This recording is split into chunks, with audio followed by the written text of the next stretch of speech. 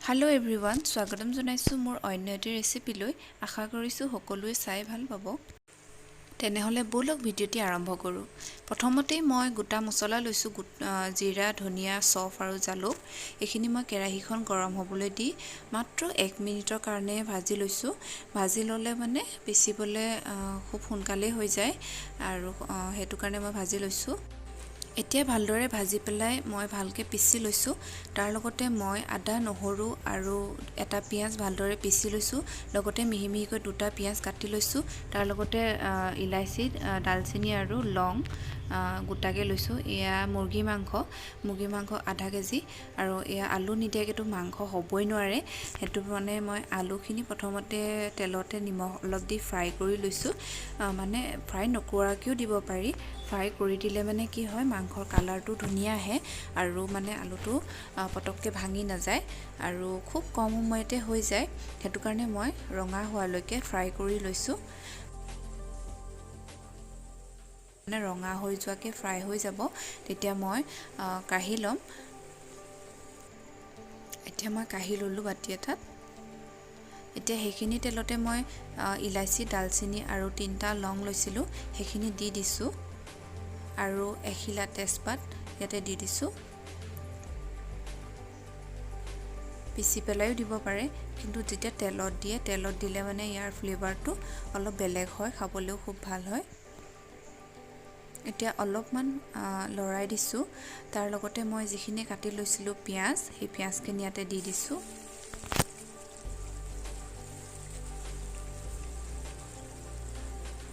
পিয়াজখিনি দি ভালদৰে লৰাই ল'ম ৰঙচুৱা হোৱালৈকে ফ্ৰাই কৰিম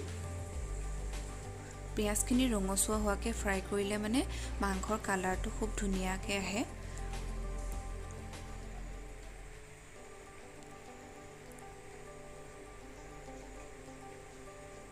পিয়াজখিনি ৰঙচুৱা হৈ গৈছে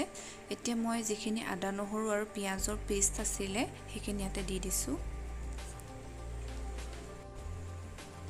আদা নহৰু পেষ্টটো দিয়াৰ পাছত ভালদৰে লৰাই লৈছোঁ ইয়াৰে এটা কেঁচা গোন্ধ আছে সেই কেঁচা গোন্ধটো যোৱালৈকে ভাজি ল'ম প্ৰায় 2-3 মিনিটমান ভাজি ল'ম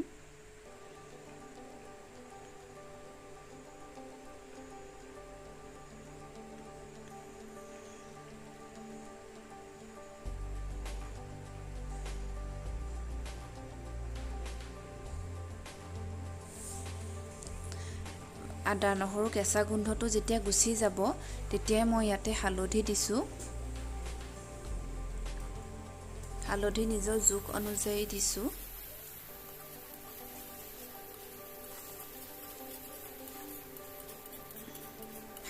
হালধিখিনি দিয়াৰ পাছতে আৰু বেছি দেৰি ভাজিব নালাগে ইয়াতে যিখিনি মছলা লৈছিলোঁ পিচি পিনি গোটা মছলা সেই মছলাখিনি ইয়াতে দি দিম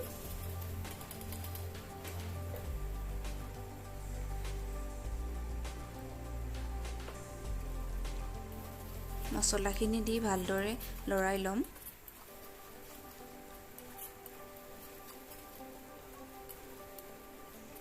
মছলাখিনিও বেছি দেৰি ভাজিব নালাগে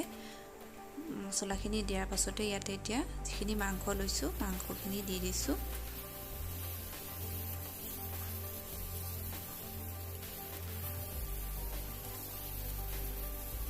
মাংসখিনি দি ভালদৰে লৰাই ল'ম আৰু তাৰ লগতে নিমখো দি দিম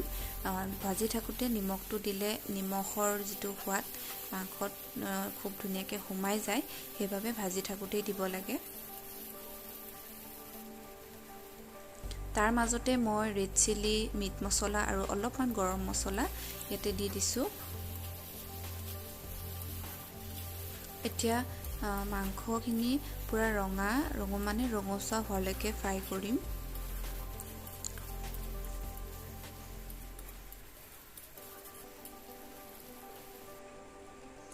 এয়া চাওক মোৰ মাংসৰ কালাৰ খুব ধুনীয়াকৈ ৰঙচুৱা হৈ গৈছে প্ৰায় আধা ঘণ্টা মানে ভাজিছোঁ মই কম জুইত এতিয়া ইয়াতে যিখিনি ফ্ৰাই কৰি লৈছিলোঁ আলু সেই আলুখিনি ইয়াতে দি দিম যিহেতু আলুখিনি সিজিয়ে আছে সেইবাবে বেছি সিজাব দৰকাৰ নাই আৰু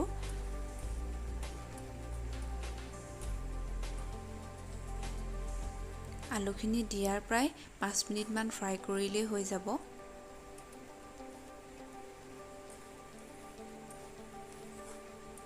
এই ধৰণে আলু দিলে চাবচোন মাংস আৰু আলুৰ যি কালাৰ হয় এক কালাৰ হৈ যায়,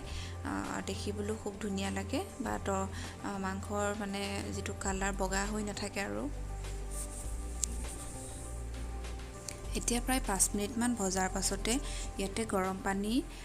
দি দিছোঁ, কুহুমীয়া গৰম পানী।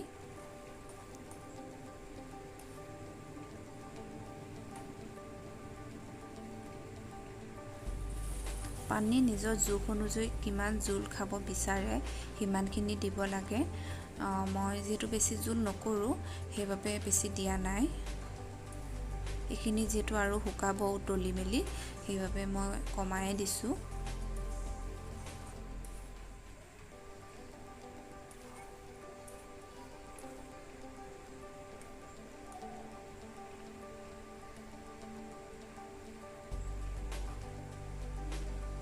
প্ৰায় 10 মিনিটমান উতলাৰ পাছতে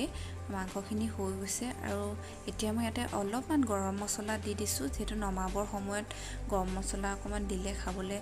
বেছি সোৱাদ লাগে, সেইবাবে গৰম মছলা অলপ দি দিছোঁ আৰু এবাৰ ভালদৰে লৰাই দিছোঁ। সেয়া চাওকচোন মোৰ মাংসৰ গ্ৰেভিকণ খুব ধুনীয়াকৈ হৈ গৈছে।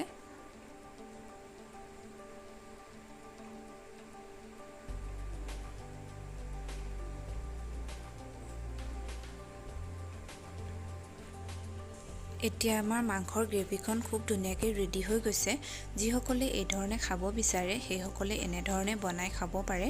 আৰু এই ভিডিঅ'টি চোৱাৰ বাবে বহুত বহুত ধন্যবাদ থাকিল। আগলৈ ভিডিঅ'বোৰ চাই থাকিব। লগ পাই আছোঁ এটি নতুন ভিডিঅ'ৰ সৈতে। ধন্যবাদ।